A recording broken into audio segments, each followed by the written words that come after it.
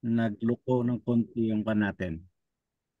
Anyway, as we start, let us have a few reminders from the church manual shared by Ellen G. White. Sabi doon sa page 143 ng ating church manual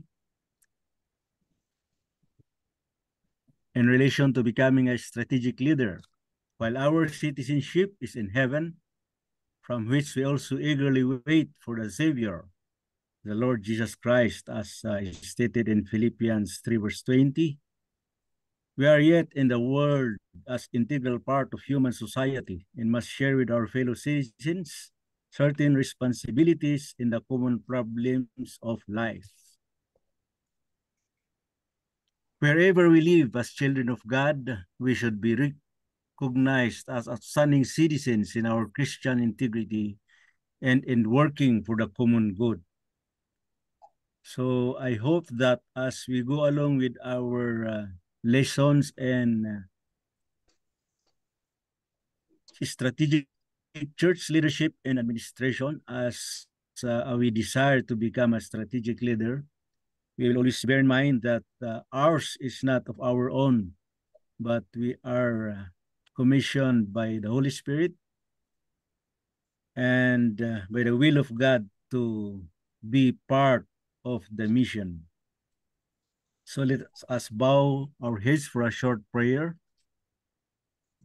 Yes. Father of light and fountain of all wisdom, we, your children, are again here to raise our praises, thanksgiving, and honor to you because of all the things that you have given unto us, our life, our strength, our energy, our families, our loved ones.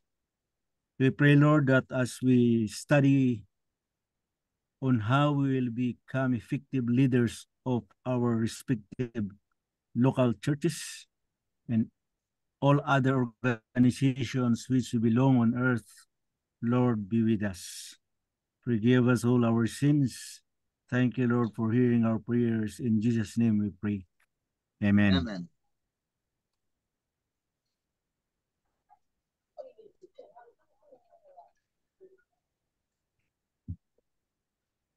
In connection with our previous lessons, so that we will not forget the last things that we discussed last meeting, allow me to present to you a short recap of what we have covered so far. And module 6 of our lessons, we talk about core values. And with that, we discussed that strategic values are the guiding principles that shape a company's decision-making and actions. It is not necessarily a company. It can be either a religious organization, such as where we belong, or any other organizations that we partake, or if we are employees, if we are leaders or owners of some establishment or businesses, it's still part of our unwritten duty to be strategic in our core values. We also covered the idea that strategic values serve as the foundation for company's culture and identify and help to align the actions of its employees and its stakeholders with its overall mission and vision. So hindi po pwedeng ihihiwalay yung strategic values sa gawain ng isang organisasyon dahil kung yan ay kapagbibigay ng strength sa pagtuklas, tingin sa mga mission at sa vision ng isang organization, kailangan po talagang may strategic values na parang ilaw sa papatakbo ng isang organization. Okay? And we concluded by saying that strategic values help us to understand the role that it gives to our organization.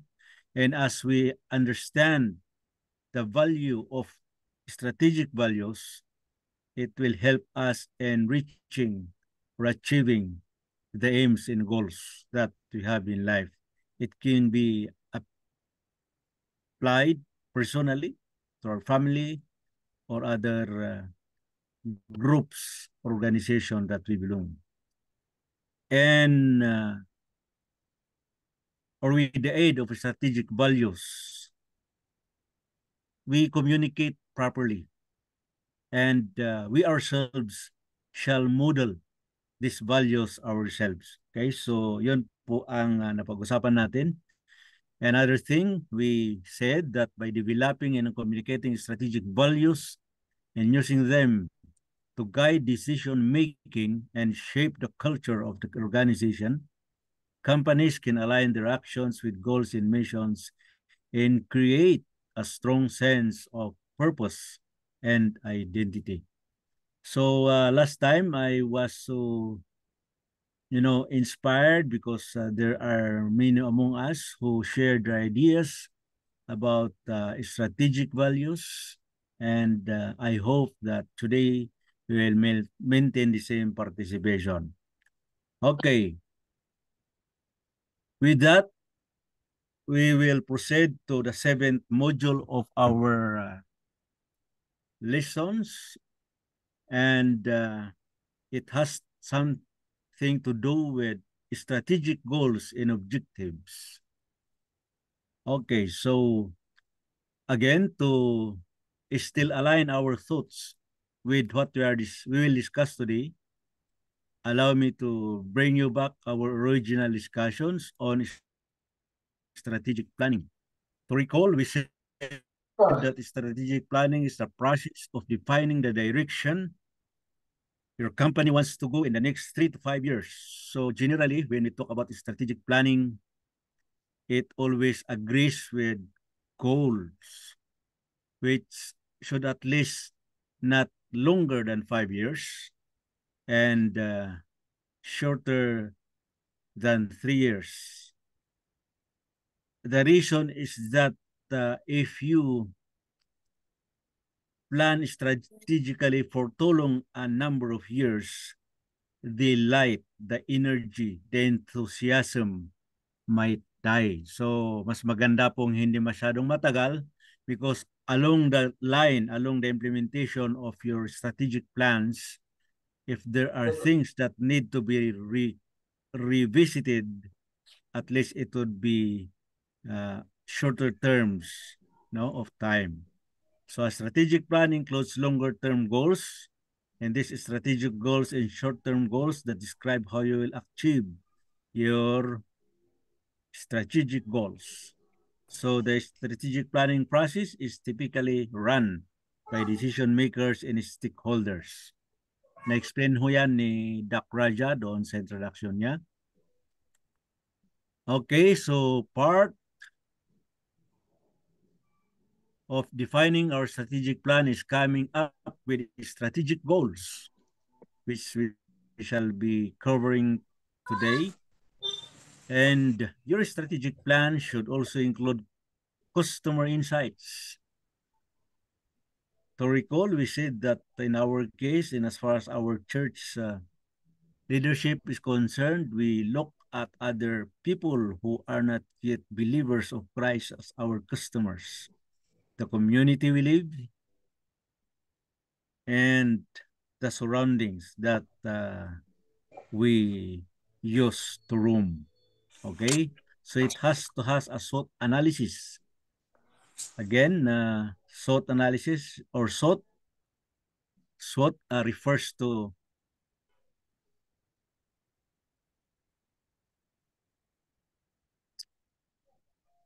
am I clear there? Are you still there with me? Yes po. Present. Yes Okay, po. so Yes. I hope you can hear me. Okay. So after your strength, weaknesses, opportunities and threats analysis, your company's values will be reviewed. If it is your first time to have your strat planning, then you have to select the best company values or core values that you want to maintain in your organization. And again, our word of the day several weeks back, competitive advantages, and then specific goals on a quarterly or yearly timeline in high level project roadmap if you have been one. So all these things are what are connected to your goals. Okay. So to move forward, let's have a short definition and a practical definition of a strategic goal. Strategic goal is the matter you want to achieve at the end of your 3 to 5 year strategic plan. So these goals are broader than your yearly objectives, or sometimes in other organizations, they call their yearly objectives as short-term goals. Parehas lang po yun ang tinutukoy, but shorter than long-term goals. Okay?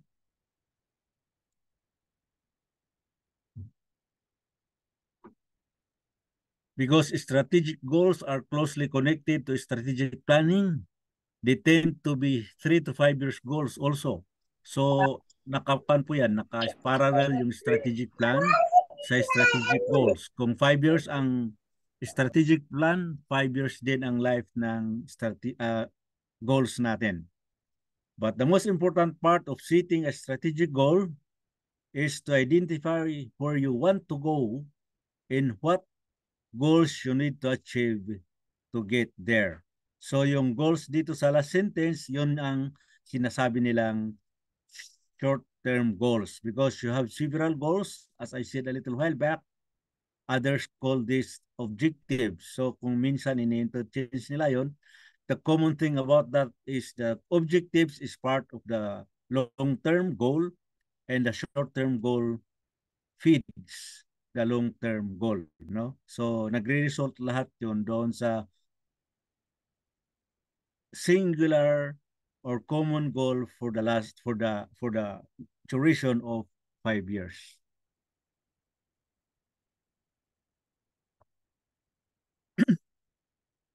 Let us try to relate strategic goal versus strategic planning. Although a little while back we said that they are almost supportive to each other, because if you do your strategic planning, naturally out of that will come your strategic goals.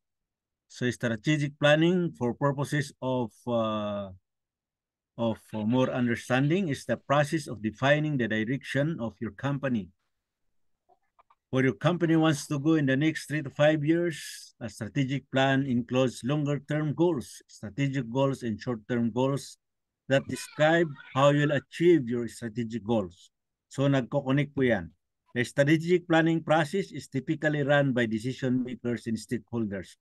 So yun po ang emphasis kung bakit natin binanggit ulit yun ay yung pinaka head sometimes is the board of directors, sometimes it's the members of the regent, kung school yan, at yung talagang meron ang final say, sila rin ang nag-lead doon sa strategic planning, sila rin ang nag-layout doon sa strategic goals.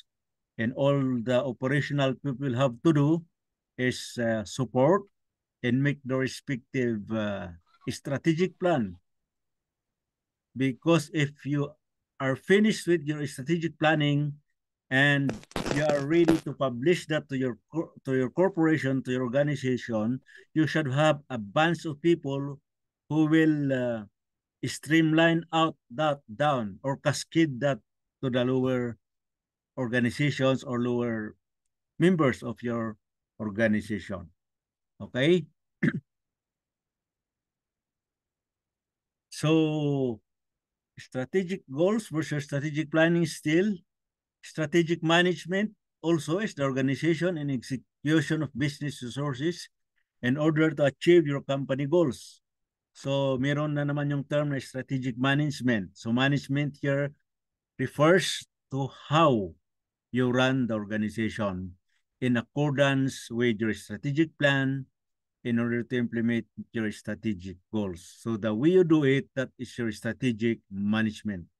This usually help you implement your overall organizational strategy. So strategic goals, on the other hand, are generally 3 to 5 year objectives that is tie closely to your strategic plan. Hindi po yan magkakalayo, talagang magkadikit po yan. Kung baga sa tao ay magkalipi. Ano po? And think of strategic goals as the specific things you want to achieve in 3 to 5 years. Pag nating lalampasan yung limit, kasi doon kasi nakabase yung measurement, yung accomplishment na gusto nating ma-achieve, no? So if you have a periodic checkpoint or you have a monitoring system that you establish so that your goals shall be monitored as you accomplish them, then that will tell you that, oops, we are already in the 3rd year. We should have had this already, or we should have had this much results. So we would be talking about the bottom line. In businesses, of course, that is the financial or the fiscal results of their operation. For us in the church, I think the last thing to think about is those number of people that we brought or bring to the faith of Jesus. Yun po ang bottom line naman natin sa church, di ba? Okay. Moving on. I think this is not new to you. So for those who already came across strategic goals, we understand that strategic goals must be smart. Hindi po globe, hindi po globe, smart. By the way, I'm not advertising here. I'm referring to the word smart. It's an acronym actually for 5 words that has to qualify your strategic goals, no? So ang letter S doon is specific. A goal must be specific. According to our material, it says here, in order that our goal should be classified as specific, it should be clearly stated that anyone who reads it, for example, it is written or hears about it, can understand. No, pag sinabi mong yan ang goal mo, specific siya, wala nang ibang meaning yan. So it usually answers the 4 W's. Okay? What are the 4 W's again? According to Pastor Bing, I hope you recall that. What? Who, why, Who? what, where. And 1 H is how. Okay? So if your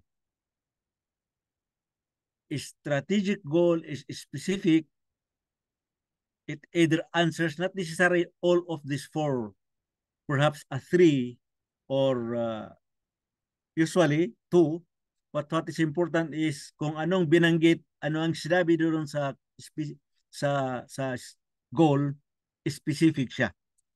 Hindi siya pwedeng, it should not mean another thing. Okay? So that's for the word is specific. Secondly, measurable. That letter M there is measurable.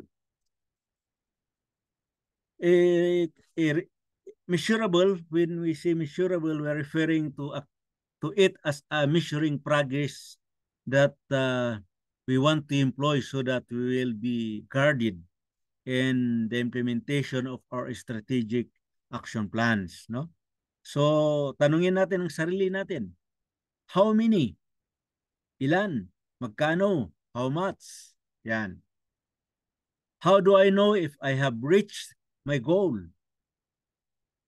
What is my indicator of progress? Dumadami ba ang nakikinig pagka nagkakandak tayo ng spiritual outreach? Ganyan. Noong last month, 4 ang bunga. Ngayon ay 3. So, those are the things that we try to consider. Kung sa negosyo naman, they can talk about the amount that they invest and the returns of that investment. Ganun po yan. Okay, so that is for measurable. Nalalaman natin kung magkano at ilan kung sakasakali yung ating goals ay talagang payak at natutumbok natin kung anong gusto nating mangyayari sa ating buhay. Okay. Letter A stands for achievable. Others consider it as attainable. Sabi sa ating definition, a SMART goal must be achievable and attainable. You feel achievability while challenged, but defined well enough that you can actually achieve it. Ibig sabihin, yung pakiramdam mo na siya ay achievable or attainable is nasa na-feel mo, nararamdaman mo na, oh, may challenge ito, mukhang may kahirapan ito. Ngunit mahirap man yan na goal ay meron kang paningin na magagampanan, magagawa, mangyayari. Okay? Kaya sabi rito, while challenged but will defined enough that you can actually achieve it. So you ask yourself, do I have the resources and the capabilities to achieve the goal? If not, what am I missing? Ano bang hindi ko nagawa? Ano bang wala? Or may gumawa ba nito? Pwede nating i-refer sa past. Have others done it successfully before? Yan po ang mga tinatanong natin sa ating organization, sa ating sarili, sa ating ibang mga leaders if we want our goals to be achievable. And the next letter there is realistic. Letter R stands for realistic. So sabi, a SMART goal is likely realistic if you believe that it can be accomplished. Ask yourself, makatotohanan ba? At abot ba siya? Yun, ang Tagalog yata nung, is the goal realistic and within reach? Is the goal reachable?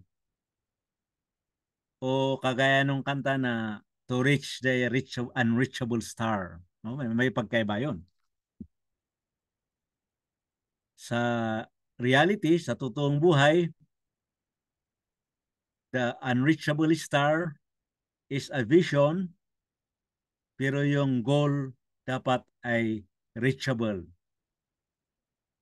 with the time given and the resources that is within your reach. Okay? Are you able to commit to achieving the goal?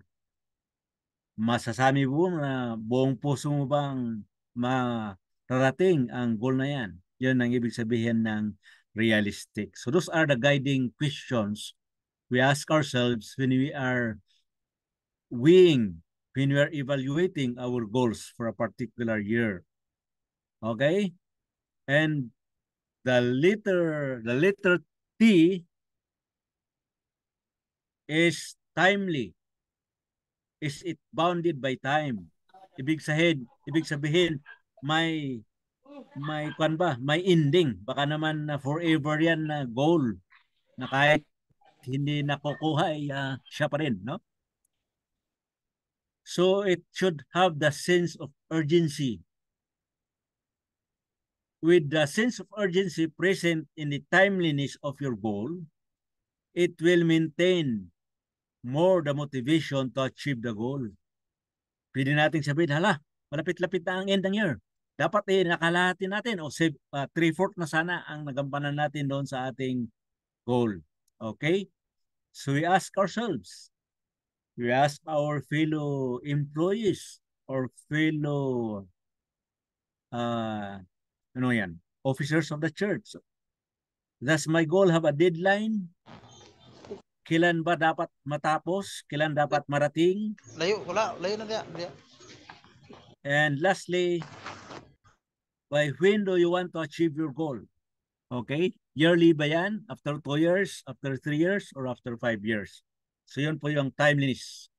Of course, if we are talking about the short-term goal, kung sabi natin 6 months yan or 1 month, perhaps by the last month of the year, ay nakikinita natin na meron na natin marating doon sa goal natin. Okay? Are there questions so far, fellow students?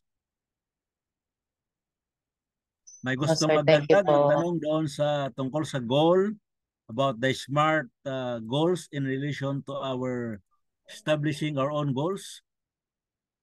Di ba year-end na ngayon, mag-year-end na eh. Last semester ng last huling trimestre ng ating church calendar year. Calendar year bang tawag natin there? So dapat by now, all if not most should already be starting or half through with their strategic planning for the coming year.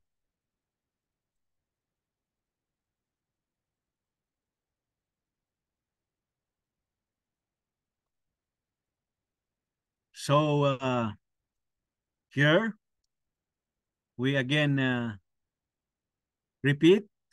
We repeat, I should say. Wala na yung again kasi redundant pala yan, no? Think of strategic goals as the specific things you want to achieve in 3 to 5 years. These strategic goals are part of your strategic plan, which provides more context and direction why your company, organization wants to move in that direction. Bakit yun?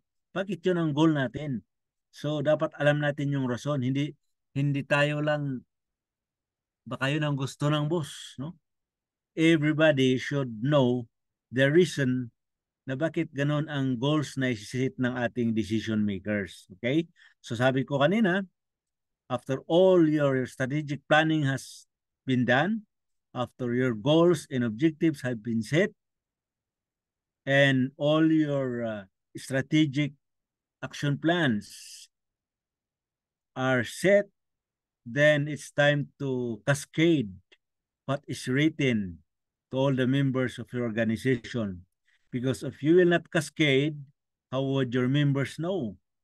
If you will not stream down so that it will seep through the organization, then how would you expect support from all members of your organization? Okay?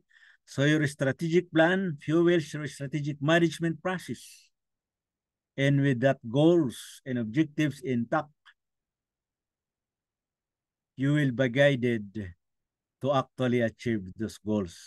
Yun po ang sinasabi natin na strategic goals. And I hope that you learned or able to pick up some additional thoughts on strategic goals, how to set them, how the SMART goals are written, are thought of, and then put into writing. Kasi sabi ng mga strategists, anything that is not written does not exist.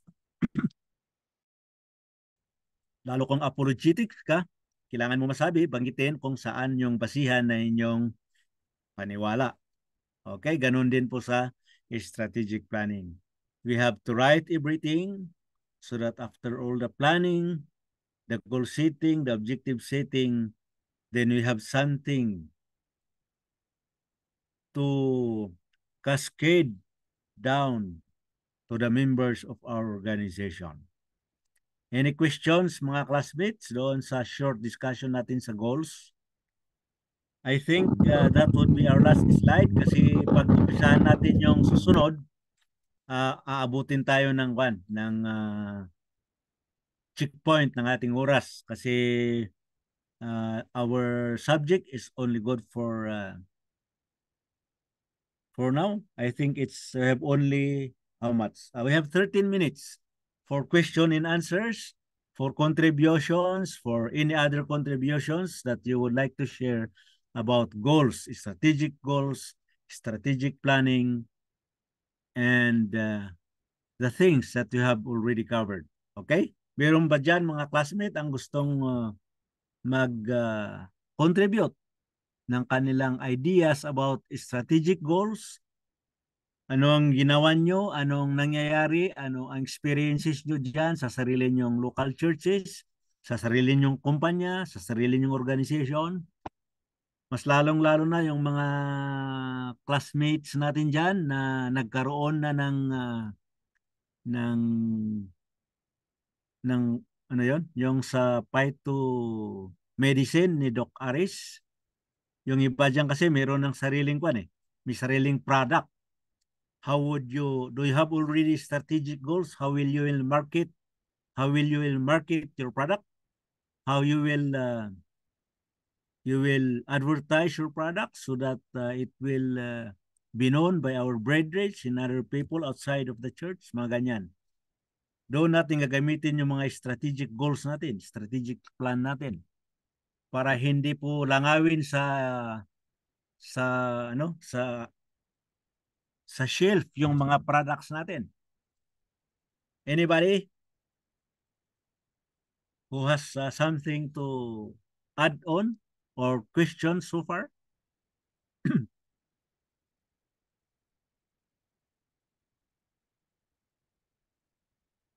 Or gusto nyong akong magtanong?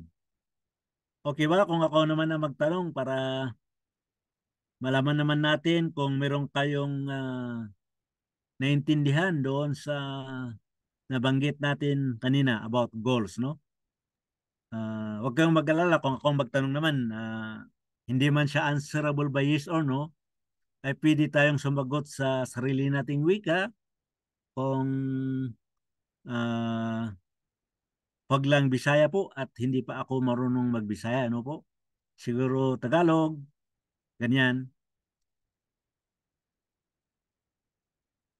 Let us I want to hear the sharing of Chaplain First Lieutenant Chavez Winanti.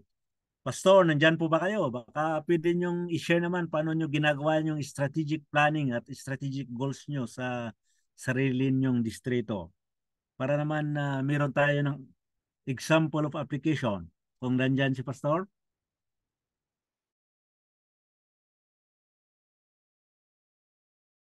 Mukhang lubat How about Madam Chaplain Second Lieutenant Unica John? Yung logistics officer natin noong September 22 to 24. 24 ba yun, ma'am? Yes po, Prof. Prof, regarding po dyan po sa strategic plan, i-share ko na po yung experience namin sa church. So, usually po, di ba po, ang mga church board member ay nagkakaroon ng strategic plan. Di ba po? So, sabi po dito ay 3 to 5 years. Minimum is 3 years, then 5 years is the maximum. So, sa amin po, sa aming iglesia, usually, yearly po kami nag-elect. Yearly po. Okay. Yes po. So yung magiging strategic plan namin, bawat board members ay 1 year lang po. So parang ang nangyayari ay, yung strategic planning namin ay parang ganito nangyayari. Parang sige, gagawa ko ng aking strategic plan, yung aking goal for 1 year, and titignan ko ito kung magiging effective, kung magiging maganda, o ma-achieve ko itong goal na ito, para sa susunod na year, kung ma-elect po ako, ay ilalagay ko uli yung strategic planning ko na iyon. Iko-continue. So, yun po ba ay isang magandang ah plan para po sa dito po sa ating lesson? Okay naman yun, ma'am. Okay naman yun. Kasi parang ang naintindihan ko is individually yung elders hahanda sila ng kanya-kanyang goal. Ganun po ba? Yes po, lahat po ng officer, ng board member. Okay. So lahat ng officer and then ilalabas nila doon sa strategic planning session at pag-agrihan o ba o sasabihin na ito muna yung sayo. Ganun ba ang nangyayari, madam? Hindi po, ipipresent po at kung ito yung kanya pong strategic plan for 1 year ay na-approve, ay gagawin niya po iyon for his term, for his, her term. Tapos, para kasi ang nangyayari ay itatry ko lang to, itong strategic plan na to ay parang di naman sa word na trial, parang itry natin to for 1 year. Tapos tignan natin kung magagawa natin tong goal na ito, tong strategic goal na ito, para i-continue natin next year sa next Mm. election. Parang Okay, ganun po. okay. Okay naman yun. Walang problema dyan, madam. Ang kwan siguro is dagdagan lang natin siguro ng konting safeguard. Pag sinasabi natin safeguard doon sa strategic goals is yung kwan ba, mga checkpoints na huwag natin palampasin yung year ba kung sabihin na parang hindi nag-obra, parang hindi gumagana, no? So if it is good for 1 year, perhaps during the planning, pwede nyo sabihin na halimbawa, ako yung elder na na naglabas doon at na-approvean. Siyempre, ako ang magsabi because I planned that, I know how it would be implemented. And then sasabihin ko siguro i-quarterly, i-check natin kung gumagana siya, kung applicable because baka po there would be events, there would be happenings, there would be challenges that will sometimes derail. I hope you understand yung term na derail. Ano ba yun? Sa salitang kalye yung ma-dislodge yung plano at medyo tataliwas siya doon sa dapat na puntahan ng goal na yon, no?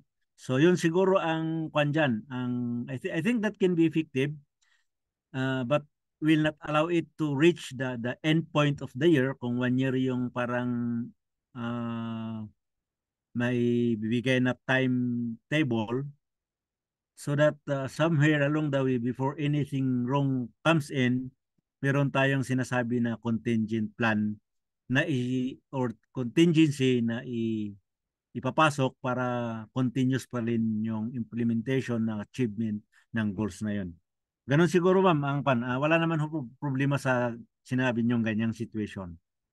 Alright po. Thank you so much po, Prof. Dorben. Nakuha niyo po yung pinaka-nais kong maging point doon. Thank you so Oh, much po. yes, ma'am. Thank you also for the situation there. Meron pa tayong, okay, 5 minutes. Baka may gustong mag-share Prof, pa ng isa. Prof, may tanong Sige ako. po, sige po. Regarding yung sa SWOT analysis kasi na-mention nyo kanina, yung strength at weaknesses, doon ba yung nagdi-describe sa internal at saka yung opportunities at saka threats sa external factors? Ganon po ba yun? Yun ang normal, yun ang hindi normal anong sabi. Yun yung universal na ano. Pag sa internal kasi ang tinitingnan is yung SW, strength and weaknesses. Ngayon yung Or yung opportunities threats at saka saka threats? opportunities ay external of the organization. But in other organizations, they also consider internal threats, internal opportunities. Lalo yung mga multinationals, ano po yung malalawak, malalaki. I think that can also be applied in our case kasi po halimbawa ang sa inyo is conference ang pinagpapapilan nyo. Mas malaki sa mission, di ba? Ganyan. Opo, So opo. it would depends on the population, on the coverage, siguro by way of location, ganyan, pwedeng sabihin nyo, kahit na external threats and opportunities na lang i-consider natin. Pwede naman po yun.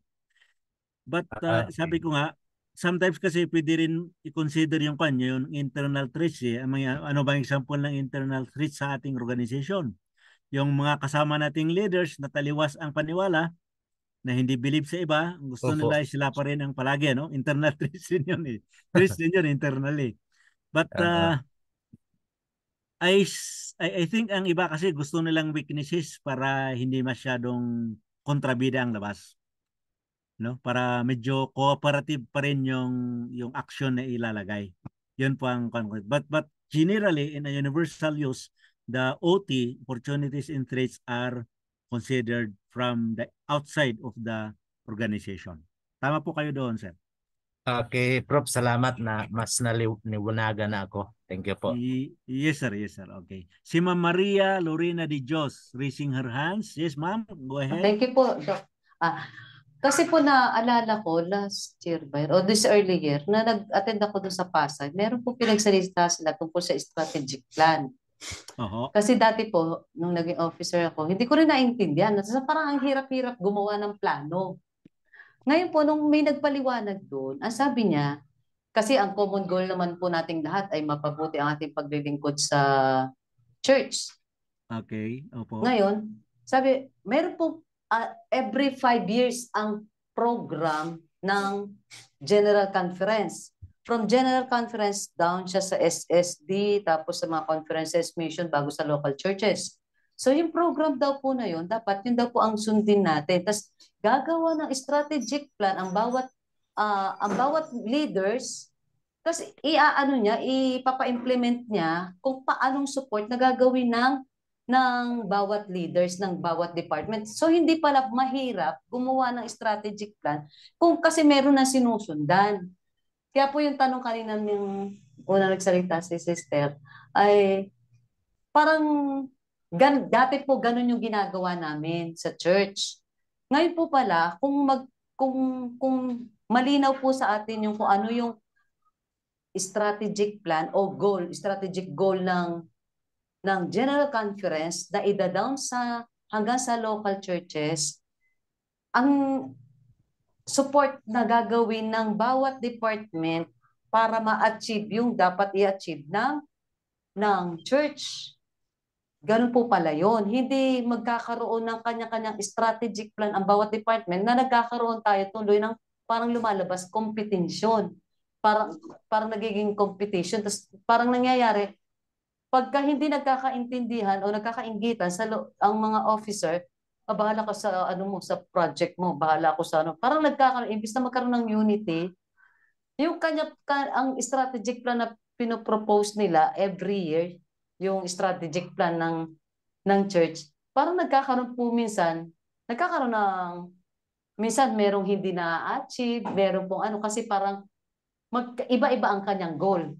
Kaya maganda po pala, yung goal natin, natatahakin, kung ano din po yung order sa itaas.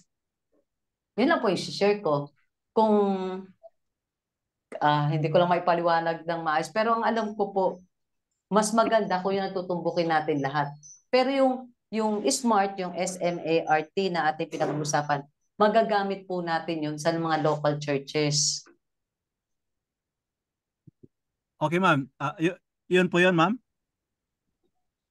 Opo, ibig ko lang po Okay. sabihin, Thank hindi you so natin much. kailangan Thank you,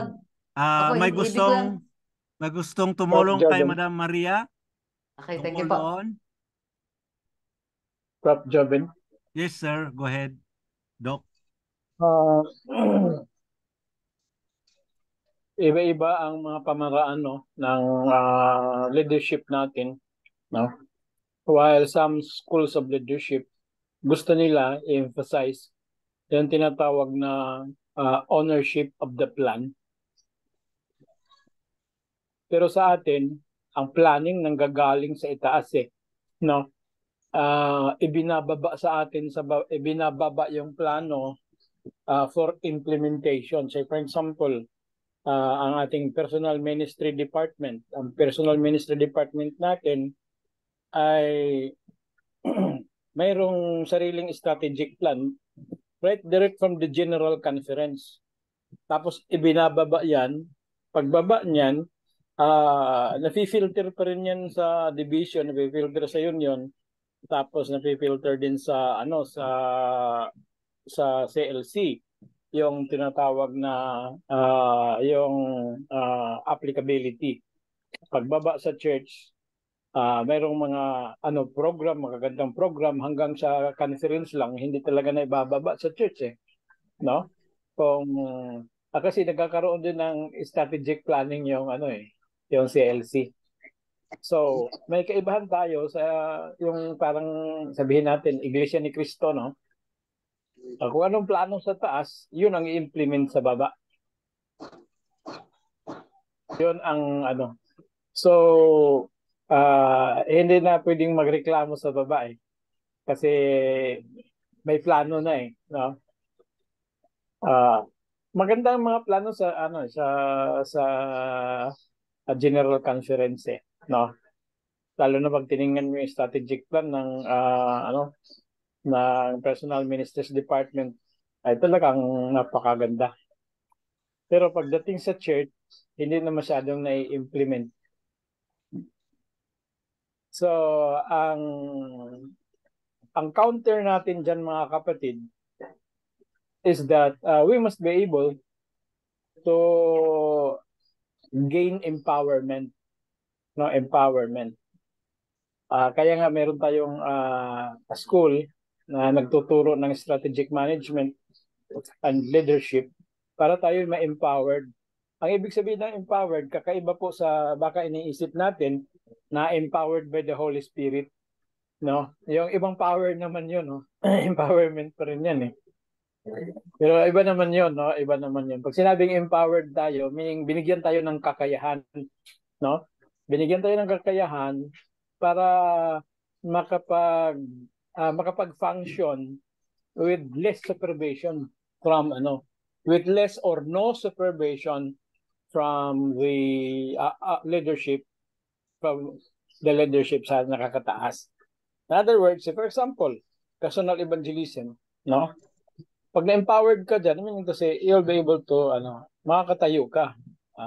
You can personally evangelize na hindi mo na kailangan ng supervision pa ng sa taas, kundi kaya mo na. Ang pinakasimpleng understanding natin dyan, pinakasimpleng word na ginamit na dyan, naka-attend ka na ng tinatawag, naka-achieve ka ng tinatawag independence. No? In other words, you become competent, naka-develop ka ng skills, you become competent to do the job. So, when it comes to planning then, kasi ang sa General Conference, kung minsan hindi naman nila nakikita yung talagang nangyayari sa grassroots. So, tayo po yung nakakita kung ano nangyayari sa grassroots. Saka, tayo po ang kailangan create ng mga plano, ng mga strategies para tayo po yung makapagbigay ng napakagandang ministry that is fit to the time and fit to the needs of the locality. So, maaring mayroong manggagaling sa itaas, but they can just serve as guidelines para tayo po ay mag-guide. At tayo na po yung gagawa talaga ng ating sariling plano.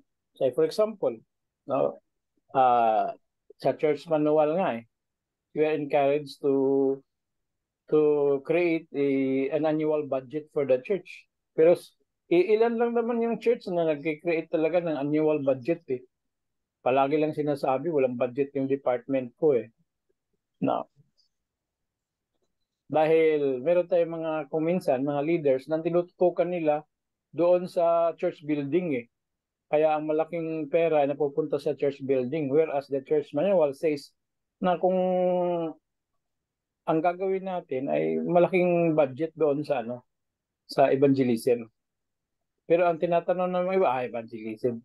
Evangelism, tumutulong yung natin Tumutulo yung bubong So, ito po muna yung unahin natin, no? So, kung anong nakikita sa taas, kung anong in-encourage sa taas, hindi rin na natutupad dahil meron tayo sariling may sariling pag-iintindi sa sa needs ng church. Kaya iba-iba po ang mayroong iba na nag-create sila ng budget. Say for example, yung mga malalaking churches. Pero dito sa mga maliliit na churches, hindi na nagbabudget-budget. No? Kasi bakit daw magbabudget? Wala namang babudgetin. So, another challenge na naman yan. So, paano ba tayo makapag-budget? O makapag-create ng annual budget kahit walang pera? So, hindi po muna kasi binabase kasi ay iniisip, pera muna para may mabudget. Pero, ang strategic budgeting naman, mag-budget ka muna tapos hanapan mo ng pera para ma-meet yung gusto mo. Kasi kung ang gusto mo, ididepende mo doon sa kapirahan, wala talaga tayong malaking mararating sa ating mga dapat marating sa simbahan. Kasi katulad nitong ipinadala ni Ma'am Ramak, no, na naalala ko yung nung ba yung fisherman ba yung pamasol ba yun sa Tagalog? Yung gumagamit ng hook and line, no? Ano ba yung tawag doon sa Tagalog? Hook and line with sinker, Doc. Oh, hook, line, and sinking. So, ang tawag doon sa amin ay pamasol, no? Pamimingwit. Yan, pamimingwit, tama. Okay. So, merong isang mamimingwit, no? Yun ang trabaho niya. Then, ang ginagawa niya, namimingwit siya ng para lang sa sarili niya. Pag nakakuha siya ng malaking isda, tinatapon niya. Tapos nagtanong yung anak, Tay, bakit tinatapon mo? Sayang naman, ang laki nun eh. Sabi naman nung namimingwit ng isda, yung tatay, hindi naman natin kailangan yung malaki kasi maliit lang yung ating lutuan. So, ang ginagawa niya, hindi niya tanggap yung malaking kuha na isda kasi maliit ang kanyang lutuan. Yun nga naalala ko yung isdang bato na binigay ni Ma'am Ramak, ang laki, no? Halos ang laki ng isda nandito pa sa freezer ko, hindi ko maluto-luto kasi maliit lang yung lutuan ko eh. So, yun ang naalala ko. Nandito pa yung dalawang malalaking isda no? Masarap pa naman siguro ito eh. Pero hindi ko maluto kasi maliit lang yung lutuan ko. Siguro bibili muna ako ng malaking lutuan para parang nakita ko may lesson sa church natin, mga kapatid do. Kung minsan tayo makagawa ng magandang gawain kasi maliit lang yung pera natin, yung kita natin, yung natin ay binabase lang natin sa kung anong meron tayo. So we do not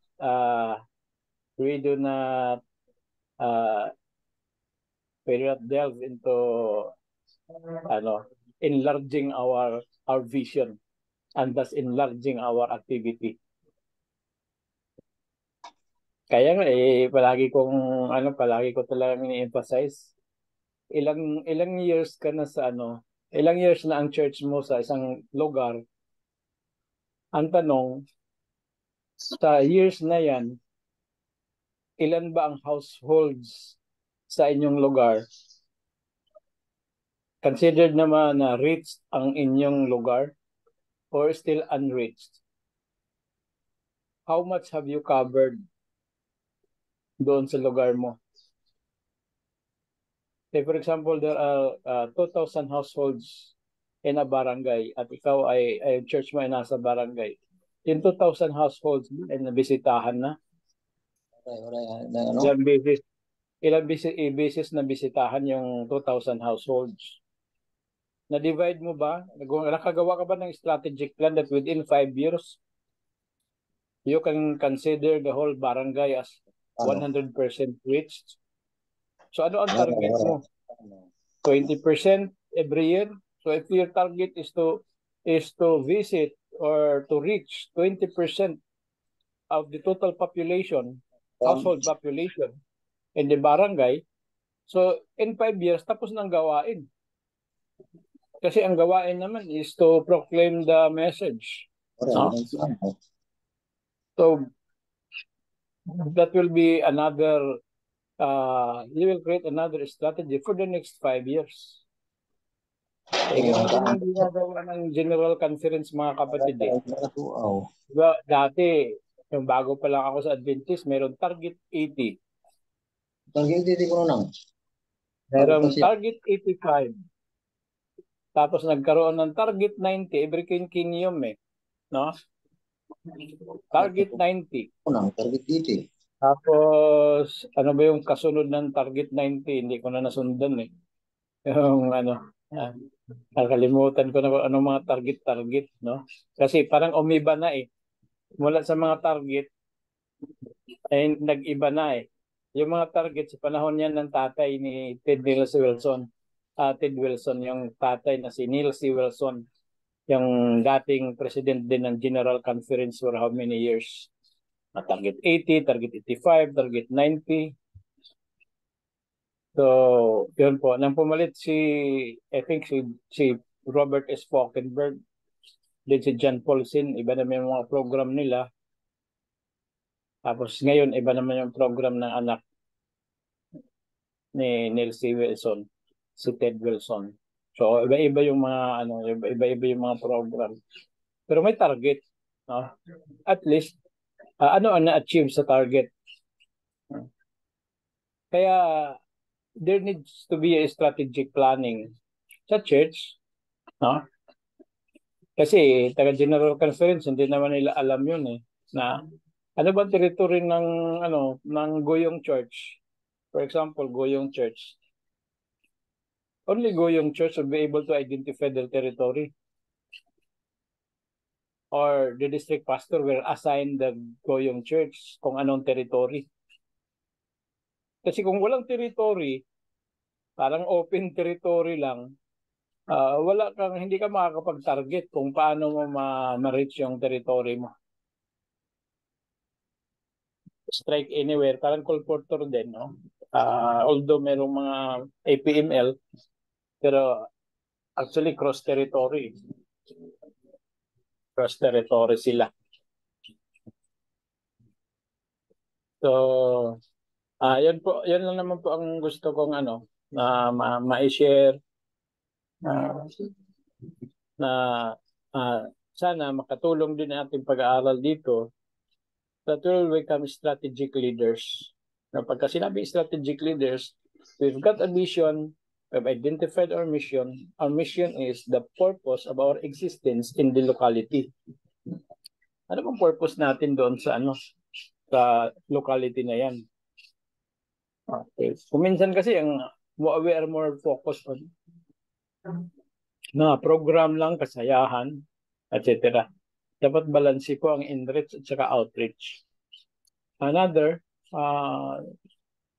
yes, yung mission natin, then yung specific strategies which is composed of action plan and plan of action plan and plan of action, which is the implementation. At palagi kong kailangan may monitoring. Kasi you cannot measure sa progress kung walang monitoring. So, pag na-measure mo yung progress, nakikita mo, nag-improve ba? Ano ang na-achieve? No, ano ang hindi na-achieve? Ano ang gagawin para next time ay ma-achieve?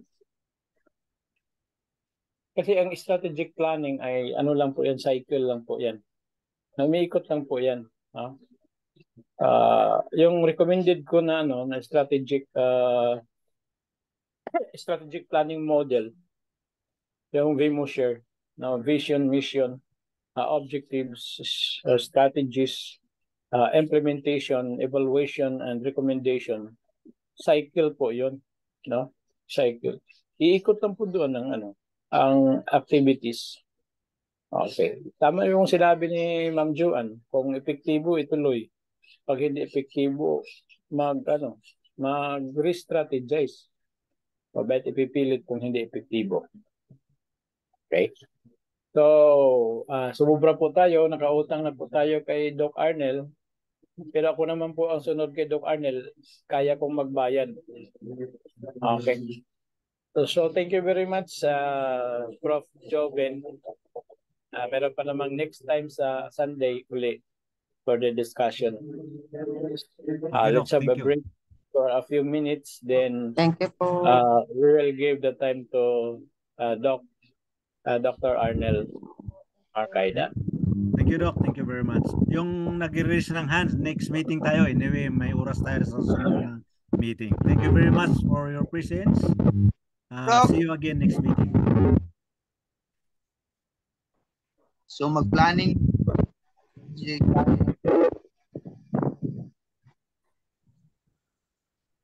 Habang nasa pa tayo, break, para sa mga hindi nag-break,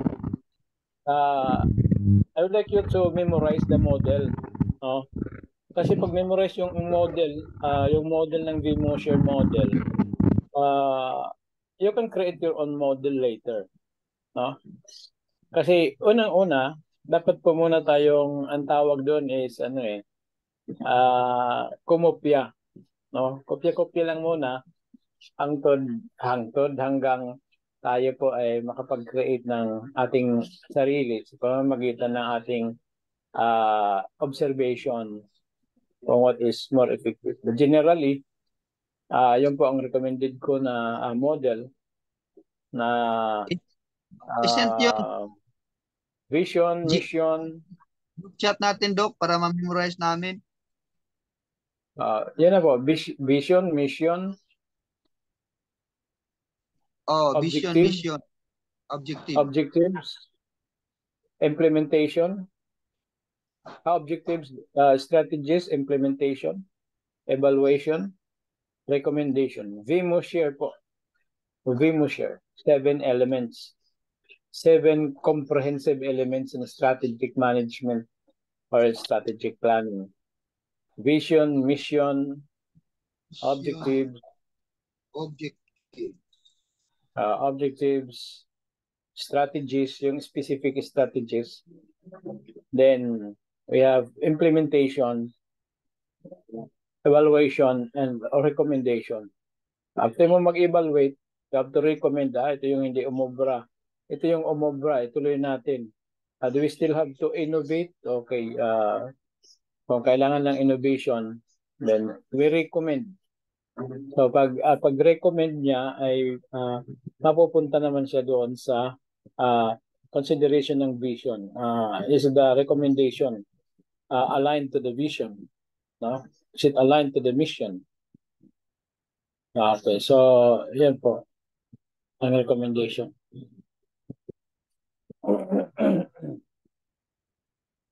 So hindi tayo nawawala sa vision.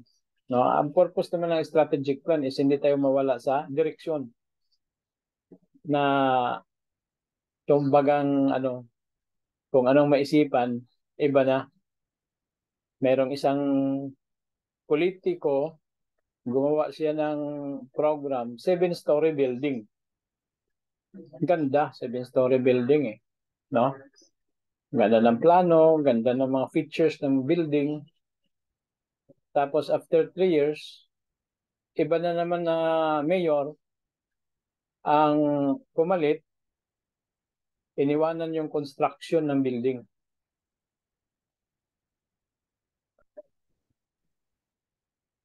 Kaya ngayon, parang ghost lang yung building hindi wala. Kasi iba ang contractor Ibig sabihin, kung iba ang contractor, malamang lang, no? Malamang nakapag-advance na yun doon sa unang mayor. Ngayon, yung bagong mayor, kung ba sa Bisaya, pamragwa na yung mapupo ba? Kasi na-advance na doon sa unang mayor eh. No? Malamang lang. Kaya dito sa bagong mayor, wala na, hindi tinuloy ang construction. Nahurot na, Doc. Hindi tinuloy kasi baka hindi siya kikita doon. So gagawa din siya ng kanyang project. No, 'yun ang problema. No? Wala 'yun sa wala sa hulog ng strategic planning, no? Na kasi po ang previous projects ay ina-abandon. Katulad ng panahon ni Cory, no? I'm sorry kung meron diyan mga dilawan, no? Ito lang na may lesson lang. Lahat ng anything that smells like Marcos, anything that looks like Marcos and smells like Marcos, it is either tanggalin, hindi ituloy, o kung ano-ano. Because they do not want the memory of Marcos. Kaya ang napakagandang programa ng drainage system sa Metro Manila para hindi bumaha, hindi natuloy. Kaya baha pa rin ang baha hanggang ngayon. Bakit? It smells like Marcos eh. It looks like Marcos. Okay. So, yun ang isang mga problema natin sa leadership. Okay. Na kung iba ang nag-start, hindi na tinutuloy eh. No? So, yan ang nangyayari, no? Yung mga finished projects ay siyempre finished na, tapos na eh, no?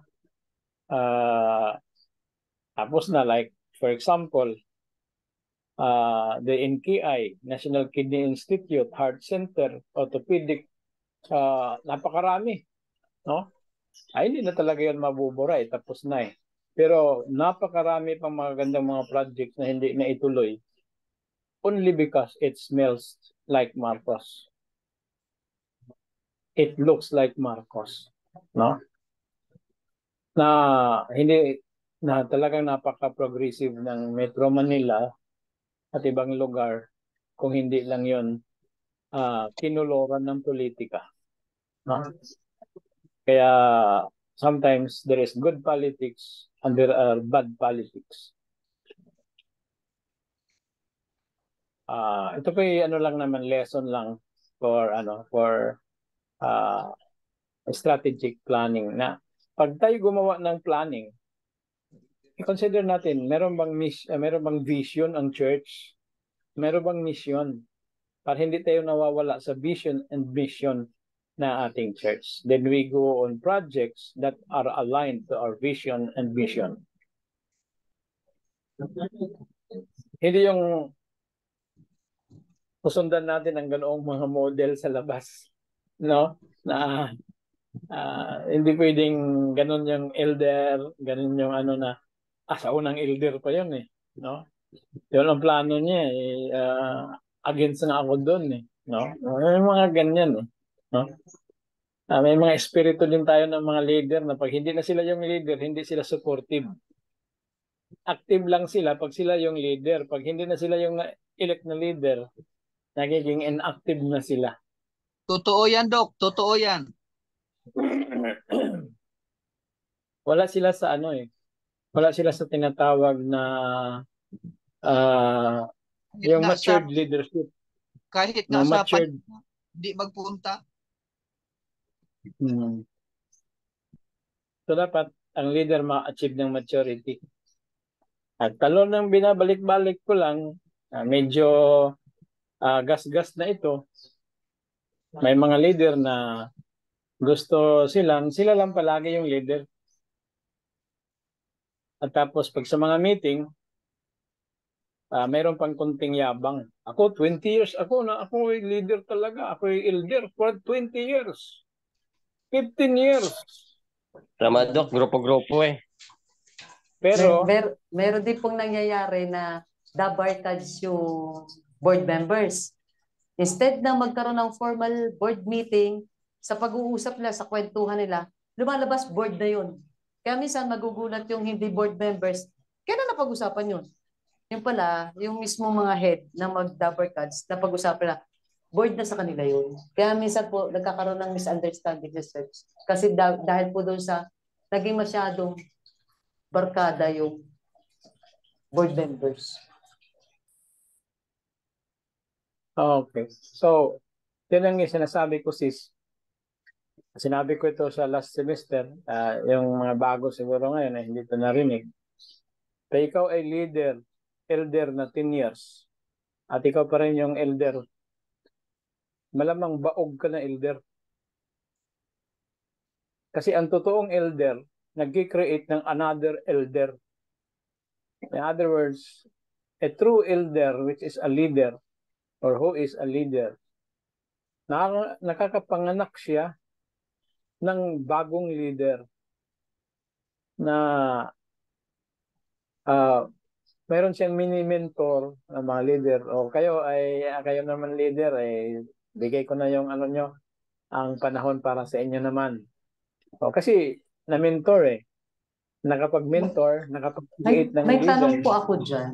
Certain type, no? May tanong lang po ako dyan. Kasi nung nag-pandemic, di po ba, halos closed church ang sabi. Kaya nag-online kami, hindi kami pumunta sa church. Pagbalik po namin sa church, almost 2 years yun, kasi may mga senior kami, tapos may mga maliliit na bata. Pagbalik namin sa church, nagulat kami. Hindi nga namin nabutan na mga inaaralan yung mga iba doon, na mga bagong binyagan. Magwa 1 year pa lang, o 1 year na. Ba, young elder po ang ginawa. Sabi ko, saan mababasa sa manual na may young elder? Bukod sa binata na bagong binyagan pa, nilagay sa elder. At yung isa na dati ay hindi naman active sa kabataan na na pumapasok pag Sabado, napahinga lang siya nung time ng pandemic. Elder na rin, young elder, dalawa sila na. Kaya nung ang bintang nila sa amin, porque wala kami sa office, bitter kami. Tama po ba yun?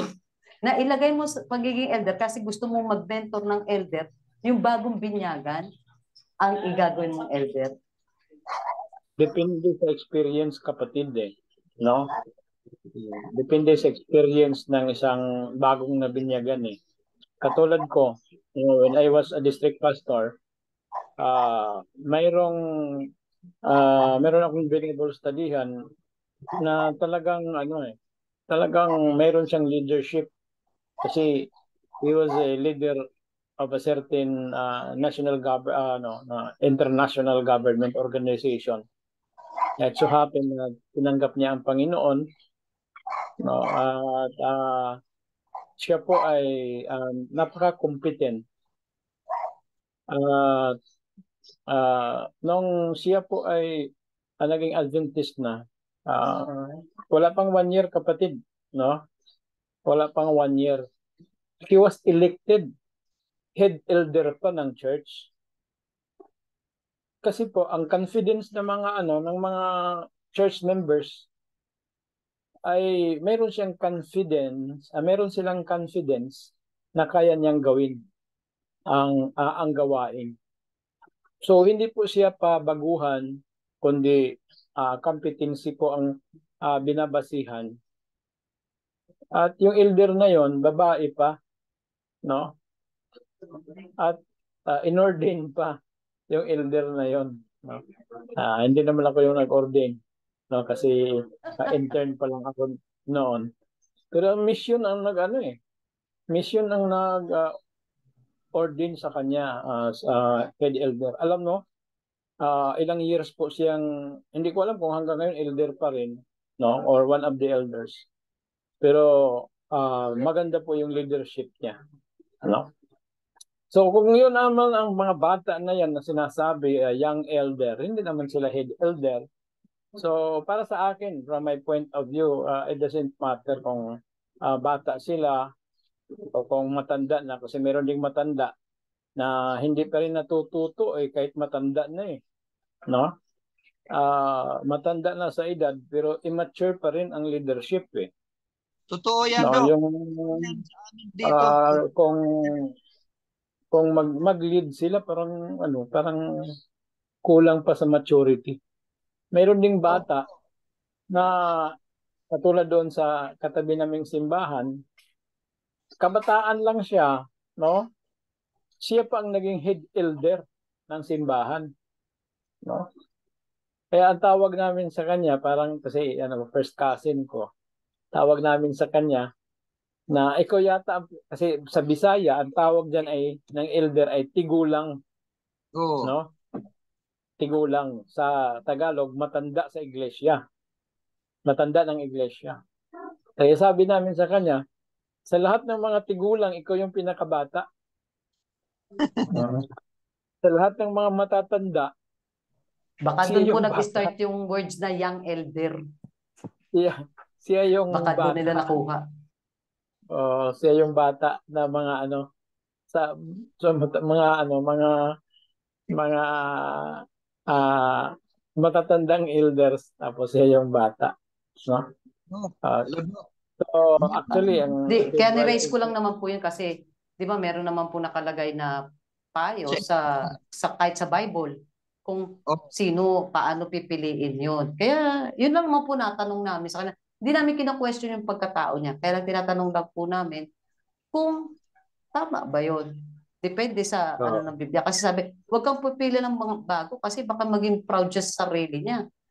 At saka yung meron siyang magbuting pamamahala sa pamilya. That's another discussion, theological discussion yan no? So makikita naman kung may potential. Anyway, hindi naman po siya head elder, no? Ang Opo, tawag hindi doon naman.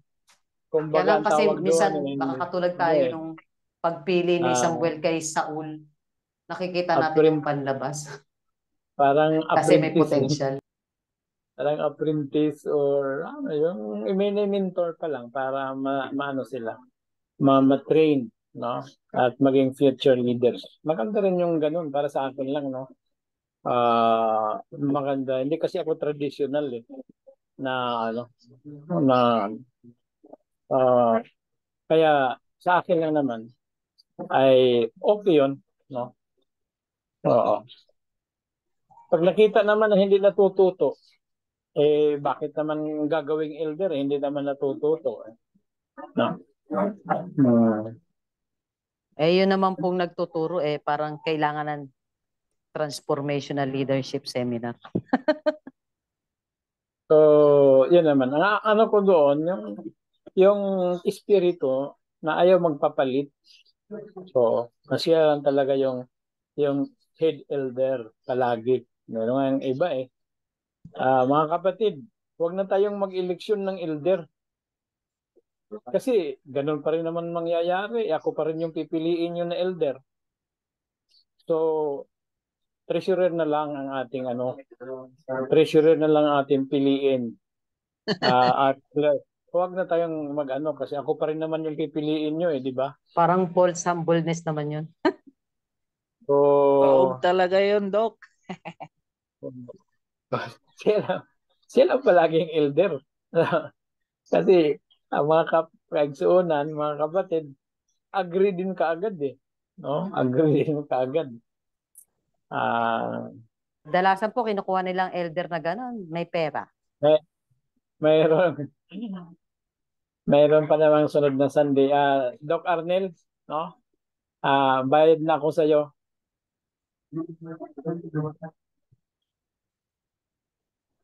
Nandiyan na ba si Doc Arnel?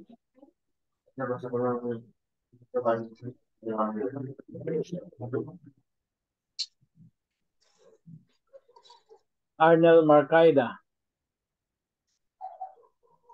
Parang wala pa, Doc. Doc Ray, mayroon po siyang personal message po sa inyo, Doc.